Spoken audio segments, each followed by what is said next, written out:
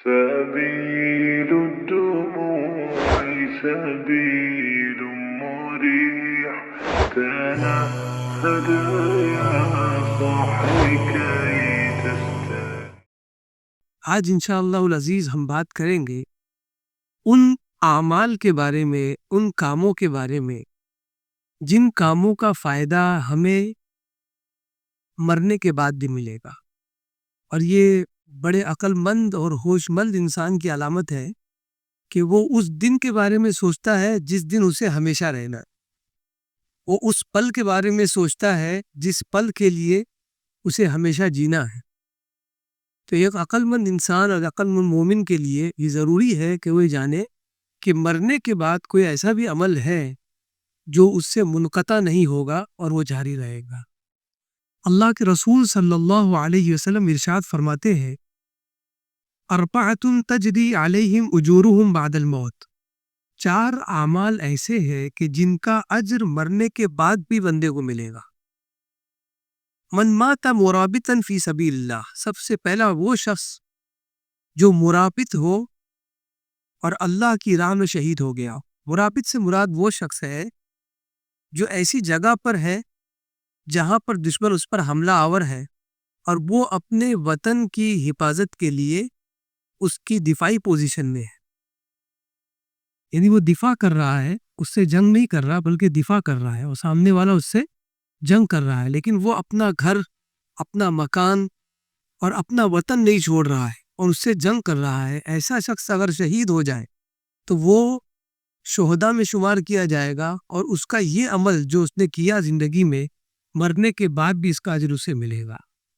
جیسے کہ آج ہم فلسطین کی سرزمین پر دیکھ رہے ہیں اور دیگر عرب کی سرزمین پر لوگ جنگ کر رہے ہیں، یہ مرابطین ہیں کہ جو اپنی سرزمین پر بیٹھے ہوئے ہیں، بھوک مری کا شکار ہیں، پانی ان کو نہیں مل رہا ہے، اس کے باوجود بھی وہ تنے تنہا، چاہے وہ عورت ہو یا مرد ہو، اپنی زمین پر ڈٹے ہوئے ہیں، اور ان کا یہ کہنا ہے کہ یہ ہماری زمین ہے۔ تو ایسے لوگوں کو عربی میں مرابط کہا جاتا ہے، اور ان کے لیے حکم ہے کہ جب یہ مر جائے، یہ شہید ہو جائے، تو یہ اللہ کی راہ میں ہوتے، اور انتقال کے بعد، شہادت کے بعد اللہ تبارک و تعالیٰ نے ان کے لیے یہ بڑا انعام رکھا ہے کہ ان کے انتقال کے بعد بھی، مرنے کے بعد بھی اللہ تبارک و تعالیٰ ان کی اس جرت کو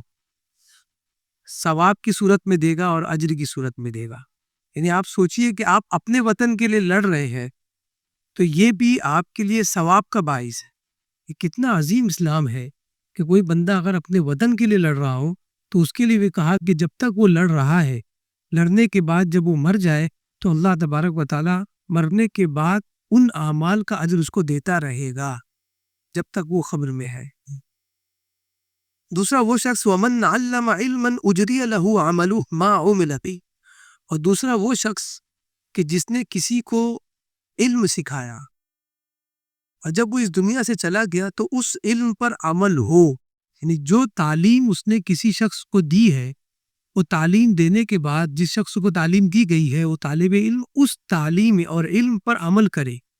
تو اس کا اجر تعلیم دینے والے مرحوم شخص کو ملے گا۔ آج ہم لوگ جو اسکولوں میں پڑھاتے ہیں، مدارس میں پڑھاتے ہیں، جس ادارے میں پڑھاتے ہیں، اور محدثین نے، شارحین حدیث نے کہا کہ اس علم سے مراد صرف علم دین نہیں ہے، بلکہ ہر وہ علم جو فائدے کا علم ہے، انسانیت کو ترقی دینے کا علم ہے، ہر وہ علم جو آپ نے کسی کو سکھایا وہ آپ کے لیے توشہ آخرت ہے، کہ آپ کے مرنے کے بعد بھی اگر اس پر کوئی عمل کر رہا ہے تو اس کا ثواب آپ کو ملے۔ بالخصوص علم دین، کہ اگر آپ نے کسی کو علم دین سکھا دیا، قرآن مجید پڑھنا سکھا دیا، کسی کو سائنس کے ذریعے عمل کرنا سکھا دیا کہ کس طرح آپ اس طرح کی چیزیں ایجاد کر سکتے ہیں جو لوگوں کے لیے فائدہ مند ہو، تو جب تک وہ ایجاد کرتا رہے گا اور لوگ اس سے فائدہ اٹھاتے رہیں گے، اس بندے کو جس نے اس کو یہ علم سکھایا اس کو فائدہ ملتا رہے، اس کا اجر ملتا رہے گا۔ کتنا آسان ہے آخرت کمانا، جبکہ وہیں پر دنیا کمانا بہت مشکل ہے۔ اور سب سے عجیب سی بات یہ ہے کہ یہ جو دنیا کی زندگی ہے یہ کچھ دیر کی ہے، اور اصل زندگی وہ ہے جو مرنے کے بعد شروع ہوگی۔ یعنی مرنے والا یہی کہے گا مرنے کے بعد، یا لیتنی قدمت لحیاتی، اے کاش کہ میں اپنی زندگی کے لیے کچھ کر لے گا۔ اب جب وہ مر گیا ہے تو اپنی زندگی کے لیے کیا کرے گا؟ تو اصل میں اس کو پتہ چلتا ہے مرنے کے بعد کہ زندگی اب شروع ہوئی ہے، اس سے پہلے جو کچھ تھا وہ ایک خیال تھا، وہ زندگی نہیں تھی۔ وہ موقع ملا تھا ہمیں تاکہ ہم اس زندگی میں محنت کرتے اور آنے والی زندگی جو اصل زندگی ہے ہمیشہ کی، اس میں ہم مزے اٹھاتے، جنت میں رہتے، جیسا عمل ہوتا ویسے باغات ملتے، ویسے مراتب و درجات ملتے۔ تو تعلیم اگر کسی نے کسی کو دی ہے تو اس کا اجر رسول اللہ صلی اللہ علیہ وسلم فرماتے ہیں کہ مرنے کے بعد بھی انسان کو ملے گا۔ کوئی اسکول میں پڑھاتا ہے تو اس ٹیچر کو اور استاذ کو چاہیے کہ وہ یہ نیت کر لے کہ میں پڑھا رہا ہوں اس لیے کہ اللہ تبارک و تعالیٰ میرے مرنے کے بعد ان طلبہ کے ذریعے مجھ کو اجر پہنچائے گا۔ یہ اسی لیے کہا گیا کہ جب علم دے دیا آپ نے تو وہ پڑھے گا۔ مثال کے طور پر کسی قاری قرآن نے کسی کو قرآن پڑھنا سکھا دیا، کسی مفسر قرآن نے کسی کو قرآن سمجھنا سکھا دیا، آپ نے سکھایا 1 مہینے میں، 2 مہینے میں، سال یا 2 سال میں قرآن سمجھانا سکھا دیا، آپ سکھا کر چلے گئے، آپ کی زندگی 60 سال ہے اور 2 سال آپ نے خرچ کیا اور کسی کو سکھا دیا اور اس نے ہزاروں لوگوں کو سکھا دیے۔ اب آپ سوچئے کہ جو اجر اس کو ملنا ہے بالکل اتنا ہی اجر آپ کو ملے گا، اور یہ ملے گا کب؟ مرنے کے بعد۔ اور بس بندہ اس پر یقین کر لے کہ ہاں مرنے کے بعد بھی زندگی ہے تو وہ آج کی زندگی میں محنت کرے گا۔ ایک مسئلہ ہمارے ساتھ یہ ہے کہ ہمیں آج کی زندگی میں جتنا بھروسہ ہے آنے والی زندگی میں نہیں ہے۔ اس کی بنیاد پر ہم لوگ ہر کام صرف اور صرف اپنے مزے کے لیے کرتے ہیں یا پیسوں کے لیے کرتے ہیں۔ اگر یہ نیت شامل حال ہو جائے تو بتائیے آپ بھی مخلص ہو جائیں گے اور جو پڑھنے والا بچہ ہے وہ بھی خلوص کے ساتھ اس علم کو دوسروں تک پہنچائے گا، اور وہ علم جتنا دور جائے گا اتنا زیادہ فائدہ پہلے والے شخص کو ملے گا، اس کے بعد والے شخص کو ملے۔ یعنی آپ سوچ لیجئے کہ اگر آپ نے کسی کو یہ کہہ دیا کہ وہ کھڑے ہو کر پانی پیتا تھا، آپ نے کہا کہ بیٹھ کر پانی پیو، یہ رسول اللہ صلی اللہ علیہ وسلم کی سنت ہے۔ اب وہ بچہ اگر اس پر مداومت کرتا ہے، اور میں نے دیکھا ہے بچوں کو کہ اگر آپ نے انہیں سکھا دیا تو اپنے ساتھیوں کے ساتھ، چھوٹے بچے جب دیکھتے ہیں کسی بچے کو کھڑا ہو کر پانی پیتا تو وہ کہتے کہ بیٹھ جاؤ، بیٹھ کر پینا سنت ہے۔ یہ مذاق میں وہ لوگ سیکھ جاتے ہیں، لیکن آپ کو یقین نہیں آئے گا کہ آپ نے جو بچے کو سکھایا ہے وہ جب تک کرتا رہے گا اور آگے بھی کرتا رہے گا، دوسروں کو بتاتا رہے گا، آپ کو اس کا ثواب ملے گا۔ جمعہ کے بعد قبرستان جاتے ہیں، بہت سارے لوگ ایسے جو قبرستان جاتے ہیں، اور جانا چاہیے تاکہ ہمیں سیکھ ملے کہ ان قبروں میں وہ لوگ لیٹے ہیں جنہیں یہ حکم نہیں پتا چلا ہوگا جو ہمیں پتا چل گیا، اور وہ افسوس جب ہمیں ہوگا تو ہم اس زندگی کے لیے کچھ کر لیں گے۔ تو وہاں جب قبرستان میں جائے تو اپنے بچوں کو لے جائے اور پھر انہیں بتائے کہ بیٹا یہاں تمہارے دادا لیٹے ہوئے، تمہاری دادی لیٹی ہوئی ہے، نانی ہے، نانا ہے، ان پر کچھ فاتحہ پڑھ کر بخش دیا کرو، میں نے تمہیں سکھایا ہے تاکہ تم میرے والدین کے لیے نفع بخشے۔ تو اب آپ سوچئے کہ اگر پوتا اور پوتی جب کچھ پڑھے اور نانا نانی کو یا دادا دادی کو اس کا ثواب ملے گا تو باپ کو کیوں نہیں ملے گا؟ تو آپ نے اپنی نسلوں میں اگر نیک بچے پیدا کیے اور انہیں نیک تربیت دی، اچھی تربیت دی، تو مرنے کے بعد مرتے وقت آپ کو بہت سکون ہوگا کہ میں نے ایسا کام کر لیا ہے کہ مرنے کے بعد بھی میرے لیے وہ جاری رہے گا۔ آج بہت افسوس ہوتا ہے جب قرآن خوانیوں میں بیٹھو کہ جگری دوست ہے، اس کے بغیر جنازہ نہیں اٹھے گا، بہت ہی پیارا اور بہت ہی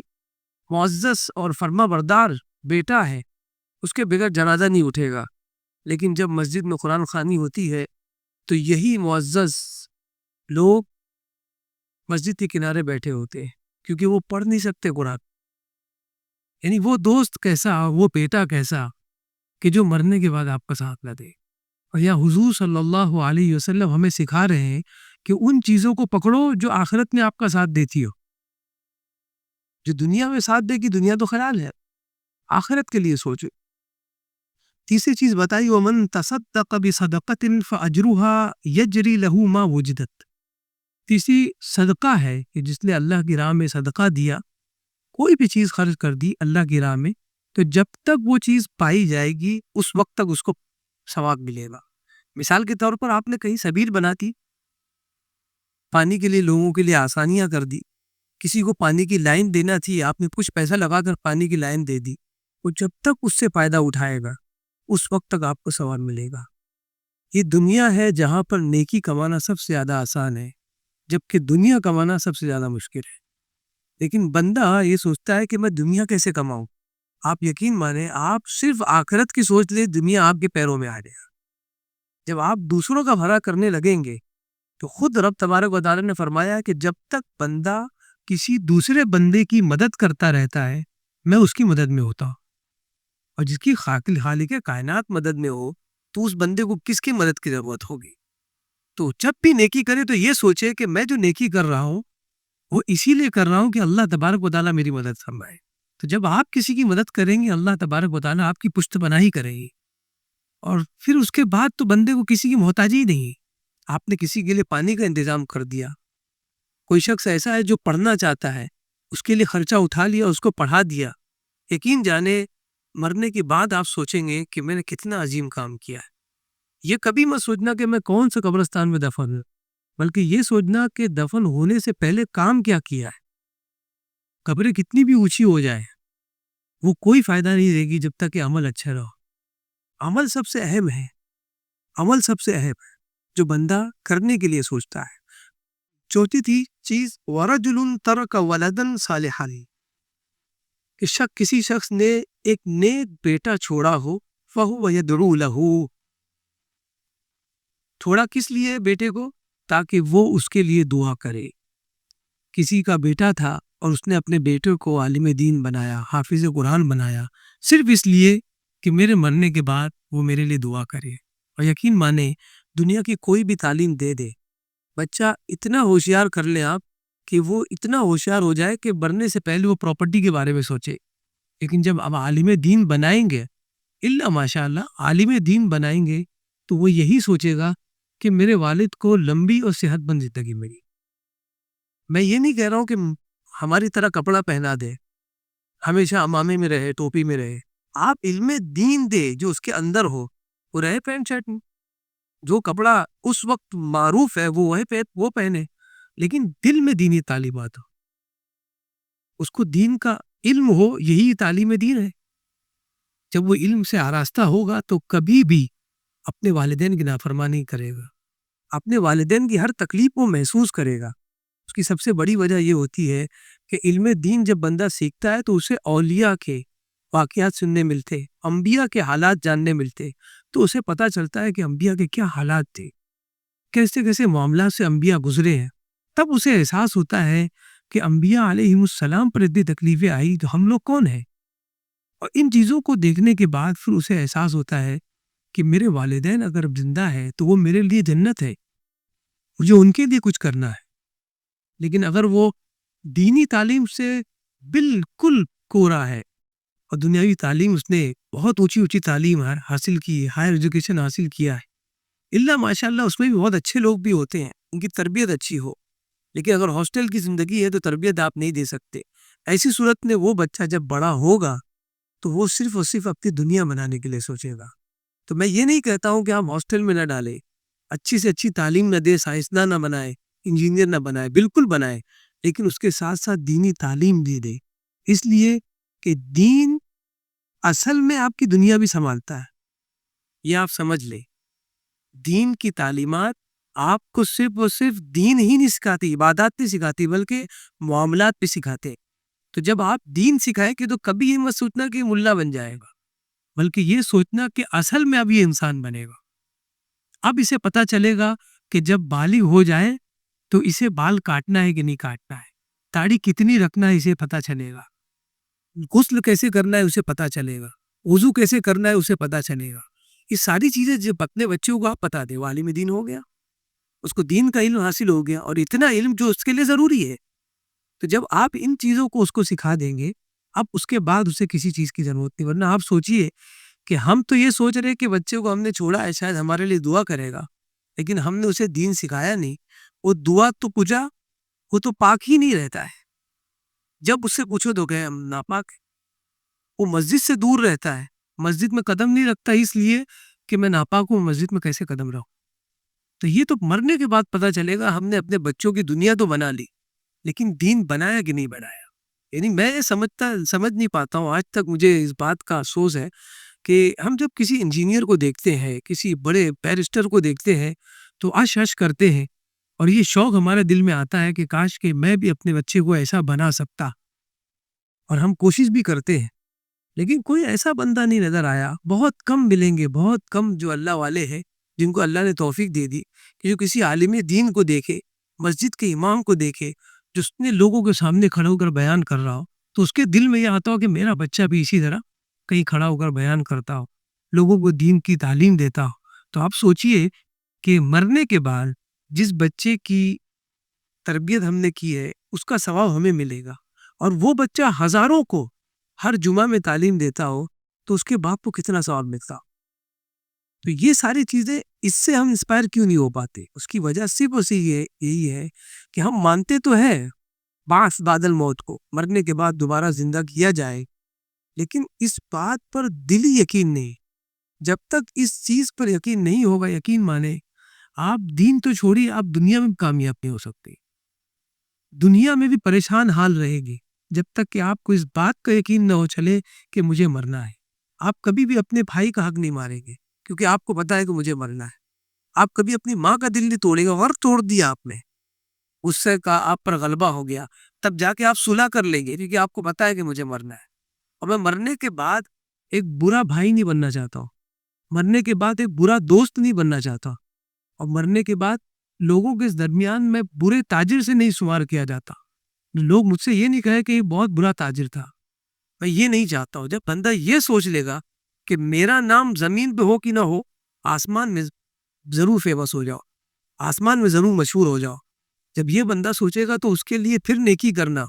اور اچھائی کرنا کوئی بڑی بات نہیں ہوگی. اللہ تبارک و تعالیٰ کی بارگاہ میں دعا ہے کہ ہمیں کہنے سننے سے زیادہ اس پر عمل کی توفیق عطا فرمائے. جو کچھ بیان ہوا مولا کریم کہنے سننے سے زیادہ اس پر عمل کی توفیق عطا فرما, گناہوں سے نفرت عطا فرما.